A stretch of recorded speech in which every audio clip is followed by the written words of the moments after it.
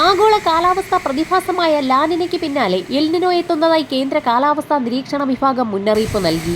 കൊടുത്തണുപ്പിന് പിന്നാലെ അതിശക്തമായ ചൂടും കനത്ത മഴയുമാണ് വരാൻ പോകുന്നത്.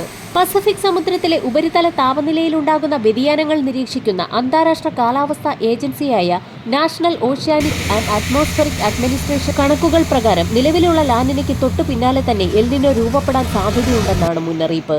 സാധാരണഗതിയിൽ ഇവ രണ്ടിനുമിടയിൽ കൃത്യമായ ഇടവേളകൾ ഉണ്ടാകാറുണ്ട്.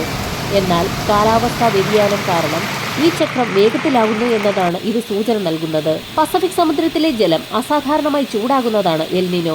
ഇത് ഇന്ത്യയിൽ ചൂട് വർദ്ധിക്കാനും മഴ കുറയാനും വരൾച്ചയ്ക്കും കാരണമായേക്കും. ആയതിനാൽ മഴയ്ക്ക് മുൻപുള്ള വേനൽ അതിശക്തമായിരിക്കുമെന്നാണ് മുന്നറിയിപ്പുകൾ സൂചിപ്പിക്കുന്നത്. തെക്കൻ കേരളത്തിന് മുകളിൽ അന്തരീക്ഷ ചുഴി രൂപപ്പെട്ടതോടുകൂടി തിരുവനന്തപുരം മുതൽ എറണാകുളം വരെയുള്ള ജില്ലകളിൽ ഒറ്റപ്പെട്ടയിടങ്ങളിൽ മലയോര മേഖലകളിൽ ഇടത്തരം മഴയ്ക്ക് വരെ സാധ്യതയുണ്ട്. ഇടിമിന്നലോട് കൂടിയ മഴയ്ക്കൊപ്പം ശക്തമായ കാറ്റിനും സാധ്യതയുണ്ട്. അതേസമയം രാത്രി താപനിലയിൽ നല്ല കുറവ് വരുന്നതോടുകൂടി പകൽ താപനിലയിൽ നല്ല വർധനവും വരുന്നുണ്ട്. പ്രതിഭാസങ്ങൾ മാറി മറിയുന്നതിനിടയിൽ മുല്ലപ്പെരിയാറിൽ തിരക്കിട്ട നീക്കം. മുല്ലപ്പെരിയാർ അണക്കെട്ടിന്റെ ബലക്ഷയം നിർണ്ണയിക്കുന്നതിനായി വെള്ളത്തിനടിയിൽ റിമോട്ട്ലി ഓപ്പറേറ്റഡ് വെഹിക്കിൾ ഉപയോഗിച്ചുള്ള പരിശോധനയ്ക്ക് തുടക്കമായി. അണക്കെട്ടിന്റെ ജലാഭിമുഖ ഭാഗത്തെ ദൃശ്യങ്ങൾ ശേഖരിച്ച് ബലക്ഷയം വിലയിരുത്തുകയാണ് ലക്ഷ്യം. 1200 അടി നീളമുള്ള അണക്കെട്ട് 100 അടി വീതമുള്ള 12 ഭാഗങ്ങളായി തിരിച്ചാണ് ആദ്യഘട്ട പരിശോധന ആരംഭിക്കുക. ഇതിനുശേഷം 50 അടി വീതമുള്ള ഭാഗങ്ങളായി തിരിച്ച് പരിശോധിക്കും.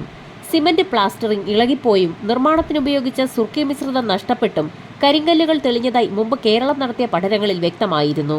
സുപ്രീം കോടതിയുടെ നിർദ്ദേശപ്രകാരമാണ് ജലാഭിമുഖ ഭാഗത്ത് ഈ പരിശോധന നടത്തുന്നത്. ദില്ലി CSMRSൽ നിന്നുള്ള 4 ശാസ്ത്ര സാങ്കേതിക വിദഗ്ധരുടെ സഹായത്തോടെ ഫ്രാൻസിൽ നിന്നെത്തിച്ച ഉപകരണം ഉപയോഗിച്ചാണ് ഇത്തവണ പരിശോധന നടത്തുന്നത്.